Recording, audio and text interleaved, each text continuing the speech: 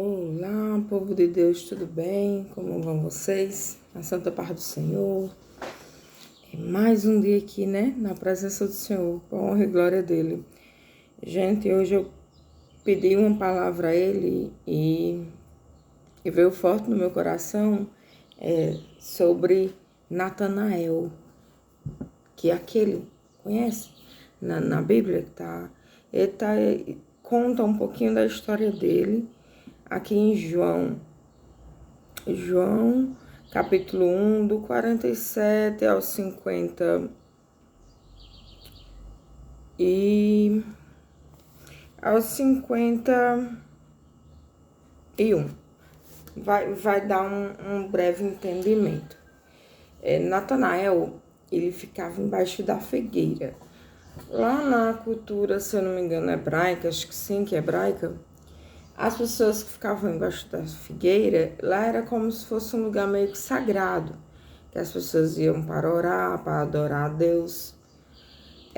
Nessa época, eu acho que ainda tinha muita gente ainda não acreditava no Messias, né?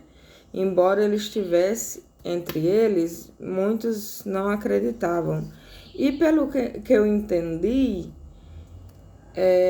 Natanael falou o seguinte: pode vir alguma coisa boa de Nazaré?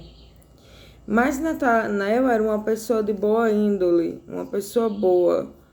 Só que ele tinha talvez essa pouco de não acreditar, ser meio cético assim. Porque, gente, naquela época muitas pessoas não acreditavam, tá? Mas muitas delas passaram a acreditar depois que o conheceu. E ele ficava orando para Deus embaixo da figueira. Então Jesus veio e o viu e disse: oi, Natanael, eu te vi aí embaixo da figueira. E começou a conversar com ele, né? E dizer o que estava dentro dele. Aí sim, ele caiu na real. É sim, o Senhor é o Rabi. Né? Ele acreditou. E Jesus fala que ele era uma pessoa sincera. Eu vou já ler aqui para vocês. Na realidade, eu já vou ler. Jesus viu Natanael aproximar-se e disse a seu respeito: és um verdadeiro israelita.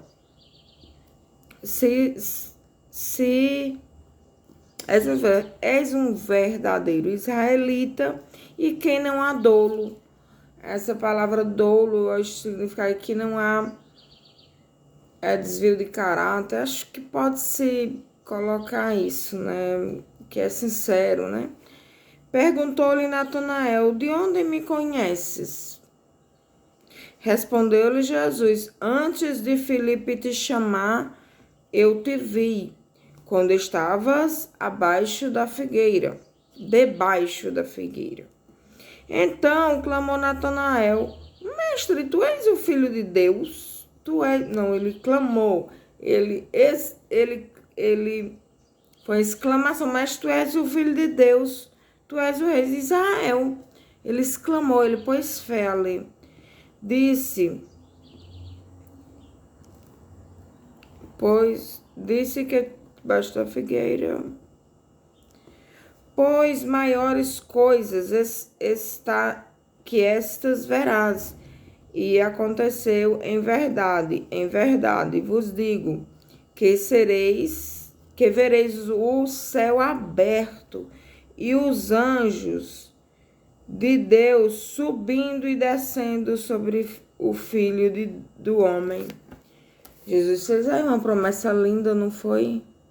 Para Natanael. Que hoje ele pode prometer muita coisa pra gente, inclusive isso, né?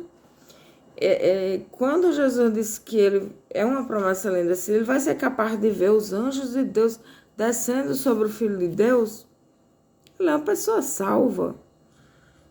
Deus se agradou dele, Jesus se agradou dele.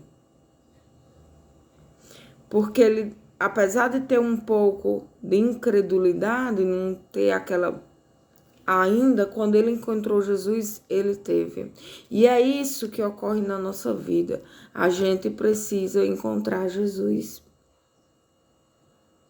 Porque a nossa figueira pode ser o nosso quarto, pode ser a igreja, pode ser um lugar de encontro com Jesus.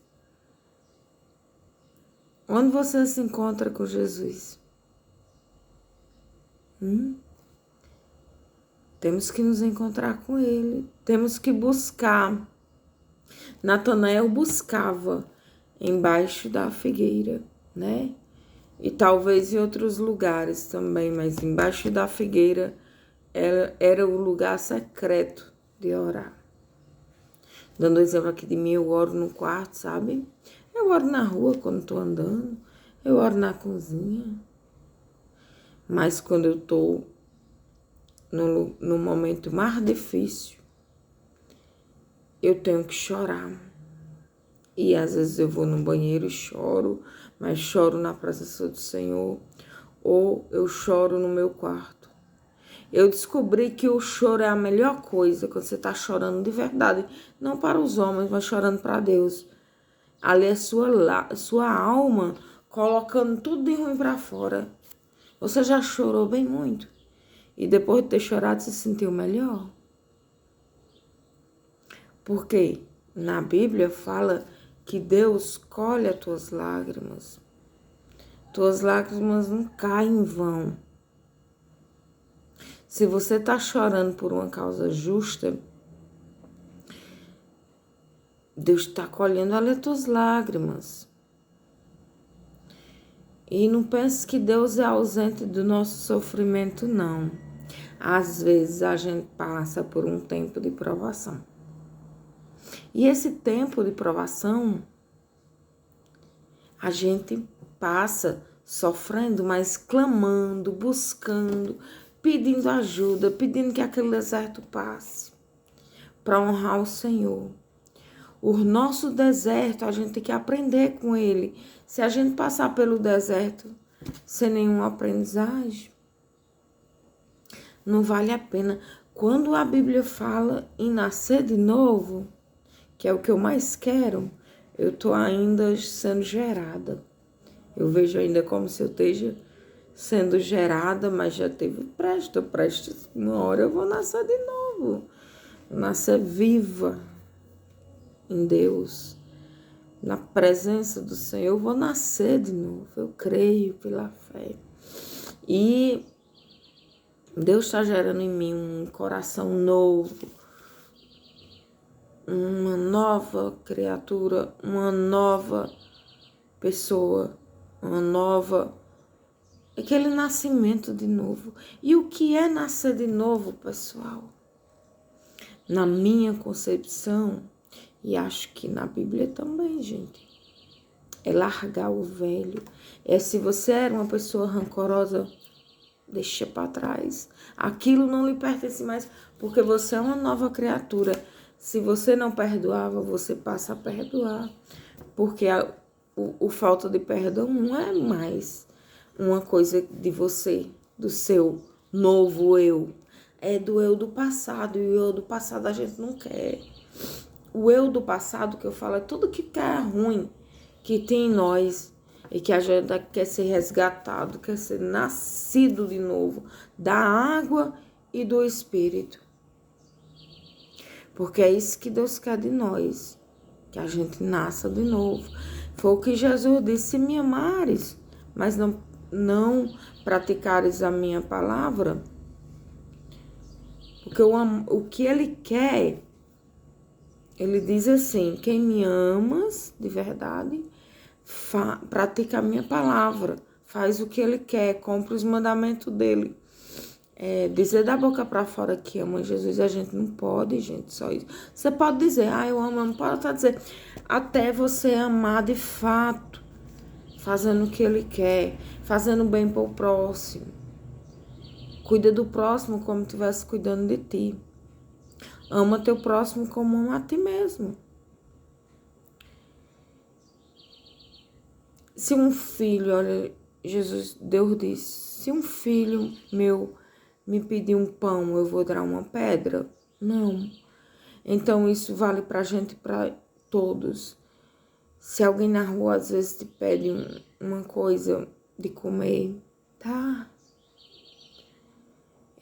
Se alguém te pede uma ajuda e você sabe que se Deus tocou no seu coração para dar aquela ajuda, dá.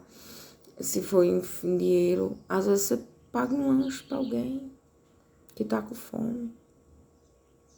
Faça o bem sem perguntar a quem. É o bem que vence o mal. É o amor que vence o ódio. É o perdão que vence o rancor e a mágoa. Tudo isso, né? Então, no dia que a gente começa a dizer, eu quero nascer de novo e eu não quero retroceder, porque se a gente retrocede, tá na palavra, Deus não se agrada de nós. Então, vamos mudar e não retroceder, porque a gente quer fazer a vontade do Pai, a gente quer agradar o Pai. Fazer o que é certo, gente, é tão bom, né? Faz o certo que dá certo. Mas se fizer errado, vai dar errado. A palavra de hoje é essa. Se eu pudesse, eu ficava o dia todinho aqui pregando para vocês. Mas eu tenho outras coisas para fazer e eu sei que vocês têm o tempo de vocês. Então, eu espero em Deus que haja conversão nos nossos corações, dia após dia. Que o amor de Deus seja bálsamo na nossa vida. E que a gente ame Ele tanto quanto Ele ama a gente. Se é que é possível, talvez seja. Então, que esse amor seja o maior mandamento, porque é o maior mandamento. É o amor. Ama o Senhor teu Deus sobre todas as coisas e ao próximo como a ti mesmo. Esse é o maior mandamento, mas tem mais mandamento, tá, gente? Tem mais. Então vamos estudar direitinho, vamos conhecer mais desse Deus maravilhoso. E a gente conhece aqui, ó, através da oração, da leitura bíblica e da adoração, do louvor, da comunhão, de fazer o que é certo diante de Deus e dos homens, tá? Para vocês eu desejo tudo de melhor.